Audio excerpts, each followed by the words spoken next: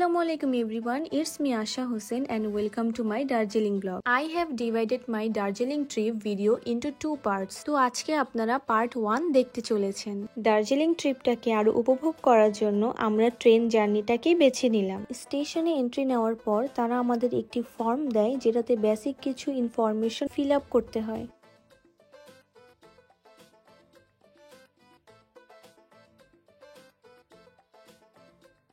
Form fill up করা ডান। এখন আমরা সবাই দাঁড়িয়ে আছি ট্রেনের অপেক্ষায়।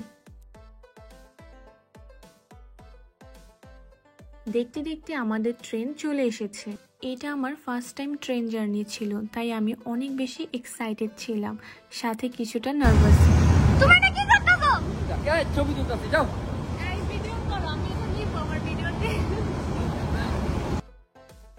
ঢাকা থেকে শিলিগুড়ি 2 দিন ট্রেন যায়, সোমবার এবং বৃহস্পতিবার। আবার শিলিগুড়ি থেকে ঢাকাতে ট্রেন 2 দিন রিটার্ন আসে, রবিবার এবং বুধবার। শিলিগুড়ির উদ্দেশ্যে ঢাকা থেকে ট্রেন রওনা দেওয়ার সময় ছিল ঠিক রাত 11টা, তাই আমরা স্টেশনে রাত 8টার মধ্যে চলে এসেছিলাম।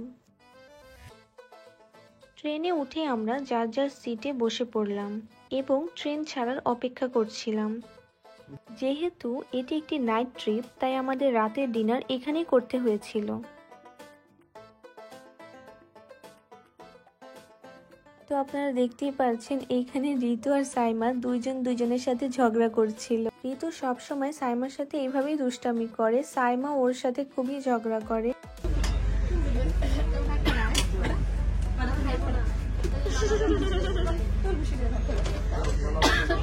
রাতের খাবারের জন্য আমরা ট্রেন থেকে চিকেন বিরিয়ানি নিয়েছিলাম। আসলে ট্রেনের এই খাবারটা আমার অত বেশি ভালো লাগেনি। যদি এই খাবারটাকে রেটিং দেওয়া হয় তাহলে আমি দিব 10-এর 6। সেম ভাবে সকালেও আমাদের ব্রেকফাস্ট কিনতে হয়েছিল, যেখানে আমাদের দিয়েছিল ফ্রাইড চিকেন এবং চিকেন কাটলেট। এই খাবারটিকে যদি আমি রেটিং দিই তাহলে আমি দিব 10-এ 2।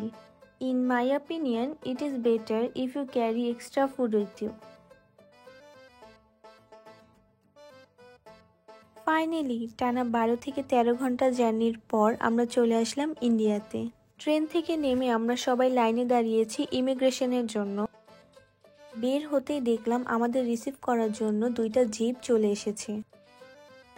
সবার লাগেজগুলো গাড়ির ক্যারিয়ারে উঠে আমরা রওনা হলাম দার্জিলিংয়ের উদ্দেশ্যে। এইখানের ওয়েদারটাও অনেক বেশি সানি ছিল, যেটা দেখে আমি আপসেট হয়ে গিয়েছিলাম। দার্জিলিং ট্রিপে যাওয়ার বড় কারণ হচ্ছে দেশটির ওয়েদার। দার্জিলিং দেশটির ওয়েদার 12 মাসই ঠান্ডা থাকে, আর আমাদের দেশে এখন চলছে সামার সিজন, তাই উইন্টার সিজনের ভাইব নিতে আমরা দার্জিলিং ট্রিপটাকে বেছে নিয়েছিলাম।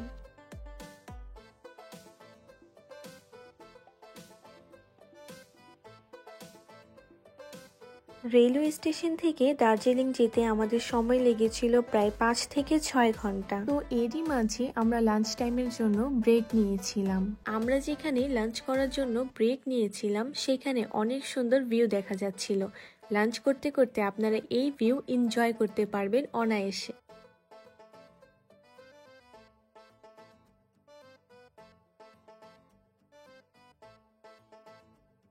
তো এখানে আমি একটি থালি প্লেটার নিয়েছিলাম, যেখানে ছিল বাসমতি চাল, মুরগির মাংস ভুনা, আলু ভাজি, ডাল তাড়কা এবং এক ধরনের আচার সহ একটি পাপড়।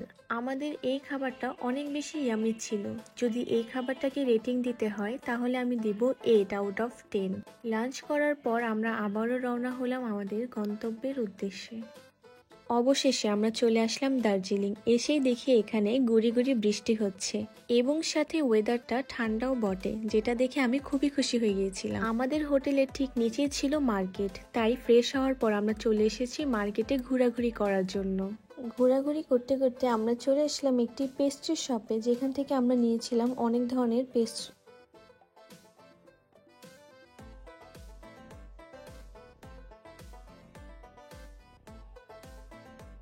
যেহেতু আমরা অনেক জার্নি করে দার্জিলিং এসেছি, তাই গতকাল আমরা অনেক বেশি টায়ার্ড হয়ে গিয়েছিলাম, তাই বেশি কোনো ভিডিও নেওয়া হয়নি। তো এখন আমরা যে জায়গাটিতে আছি এই জায়গাটির নাম হচ্ছে নেপাল বর্ডার। যেহেতু আমি আর জীবন ভিন্ন ভিন্ন জিপে ছিলাম, তো জীবনদের জিপটা কিন্তু আগেই চলে এসেছিল। আর এসে আমি দেখতে পাই জীবন আমার জন্য অলরেডি চা নিয়ে রেডি। আমি ওকে জিজ্ঞাসা করলাম এই চা এত স্পেশাল কেন যে সবাই খাচ্ছে? তো ও আমাকে বলছিল যে আপু এটা হচ্ছে নেপালি চা। দার্জিলিং এসে নেপালি চা খাওয়ারও সুযোগ পেয়ে গেলাম।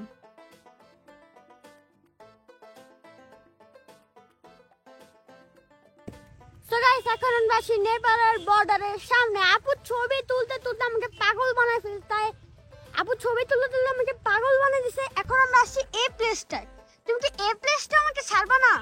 না, আমি এখানে ছবি তুলতে চাই। তুমি এত ছবি তুললে কি করবা? তুমি দেখছো জীবন ভিউটা কত বেশি সুন্দর, দেখাও সবাই। আসলে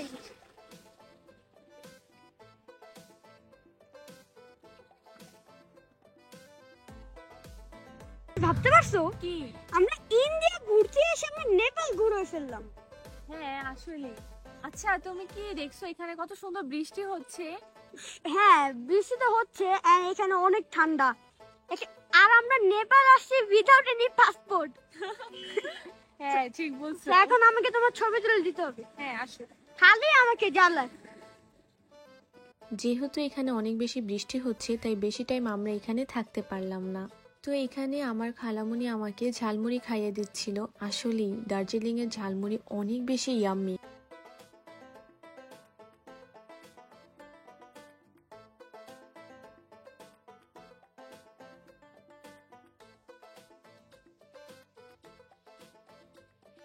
ওর যে বলার বাইরে অনেক ঠান্ডা, তাই আমরা সোয়েটার পরে নিছি। তা আপনাদের তাই আমি ভিউটা দেখিয়ে দিচ্ছি, অনেক বেশি সুন্দর। জীবন, ঋতু, মামা ওরা আগে চলে এসেছে। ওদের এখন আমরা খুঁজতেছি যে ওরা কোথায়। কুয়াশার জন্য কিছুই দেখা যাচ্ছে না।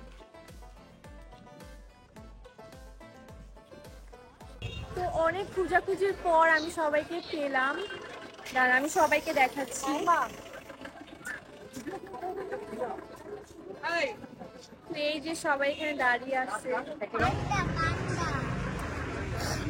জীবন বাকিরা কই? ঋতু কি করো তুমি? কেন কিভাবে? মিরিক লেকে এন্ট্রি করার জন্য টিকিট কাটার পর এখন আমরা সবাই ভিতরের দিকে যাচ্ছি। আমরা যেই সিজনে এখানে এসেছি এখন বাংলাদেশে হচ্ছে তীব্র গরম এবং এখানে হচ্ছে rainy season.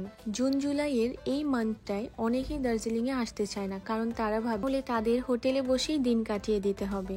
But in my opinion আপনারা যদি এই সিজনটায় আসেন জুন অর জুলাইয়ের দিকে, তাহলে আপনারা দার্জিলিং এর আলাদা সৌন্দর্য উপভোগ করতে পারবেন। তো আমি এখানে প্রবেশ করে ঘুরে ঘুরে এই পুরা পার্কটা দেখছিলাম।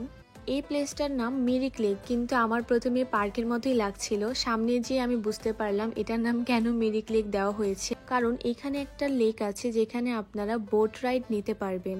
যেহেতু অনেক বেশি বৃষ্টি হচ্ছিল তাই আমাদেরকে বোট রাইডকে স্কিপ করতে হয়েছে। মিরিক লেকে সবাই কিন্তু বোট রাইড নেওয়ার জন্যই আসে। যদি বৃষ্টি না হতো আমি কিন্তু অবশ্যই বোট রাইড নিতাম। বৃষ্টি কিন্তু কন্টিনিউয়াসলি একটু পরপর পড়ে যাচ্ছিল, কিন্তু বৃষ্টি পড়ার পর যখন একটা ওয়েদার সেট আপ হচ্ছিল সেই ওয়েদারটাই আসলে অনেক বেশি সুন্দর। তো এখানে আমি আমার নানার সাথে কথা বলছিলাম। আমি আমার নানাকে বলতেছিলাম যে বৃষ্টি যদি থামে তুমি কিন্তু আমাকে অবশ্যই বোটে উঠাবা। তো উনি বলছিল হ্যাঁ অবশ্যই। মিরিক লেকের ভিতরটা এত বেশি সুন্দর ছিল যে এই পরিবেশটা পিকচার তোলার জন্য বেস্ট। তো এখানে আমি অনেক সুন্দর সুন্দর পিকচার্স তুলেছি যেগুলো তোমরা আমার ইনস্টাগ্রামে গেলে পেয়ে যাবা। আমি আমার ইনস্টাগ্রামের লিঙ্ক আমার ডিসক্রিপশনে দিয়ে দিব। সেই লিঙ্কে ক্লিক করে তোমরা আমাকে আমার ইনস্টাগ্রামে ফলো করতে পারবা। তো আমি পিছে ঘুরেই দেখলাম আমার পিছনে সাইমা আসতেছে। তো আমি এখানে সাইমাকে বললাম সাইমা হাই দাও। তো আমাদের সবাইকে হাই দিচ্ছিল। আপনারা তো সবাই সাইমাকে চিনেনি। তো আমি এখানে আশেপাশে আবার জীবনকে খুঁজছিলাম যে ও আমাকে পিকচার্স তুলে দিবে। তো আমি কিছুতে ওকে পাচ্ছিলাম না। তো সামনে যেতেই দেখি যে ও এখানে দাঁড়িয়ে দাঁড়িয়ে নিজের পিকচার তুলছে।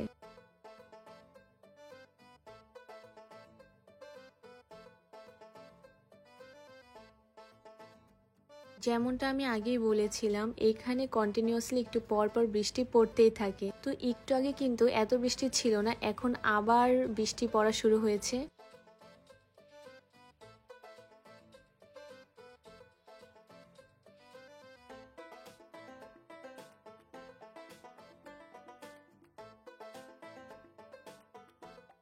তো এসে যে রাকিব মামার জীবন ব্লগ বানাচ্ছে। তোর বাবু নাই, তুই নিজে তো বাবু। তো এখানেও ফুচকা পাওয়া যাচ্ছিল, তো ফুচকা দেখে আমি ফুচকা খেতে চলে গেলাম। আসলে এটা ফুচকা না, এটা হচ্ছে মেনলি পানিপুরি। তো এখানে আমাকে কেউ ভিডিও করে দেওয়ার ছিল না, তাই আমি নিজে নিজে করছিলাম।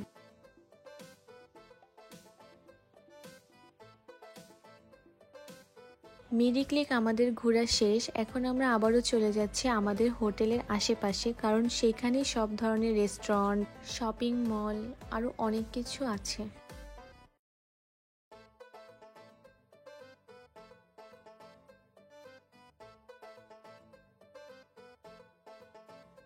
তো গাইস এখন আমরা একটু শপিং করতে এসেছি, আমার সাথে আয়ান আছে। তো দেখবো এখন কি কেনা যায় এখানে।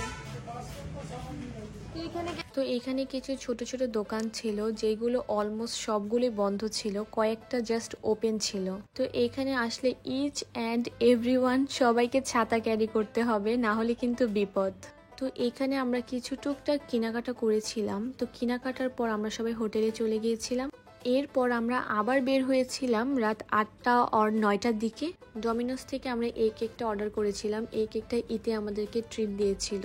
বাই দ্য ওয়ে, আমি যে ড্রেসটা পরে আছি এই ড্রেসটা কিন্তু আপনারা আমার ফেসবুক পেজে পেয়ে যাবেন। আমার ফেসবুক পেজের লিংক আমি আমার ডিসক্রিপশনে দিয়ে দিব, সেখান থেকে আপনারা চাইলে এরকম সুন্দর সুন্দর ড্রেস অর্ডার করতে পারবেন।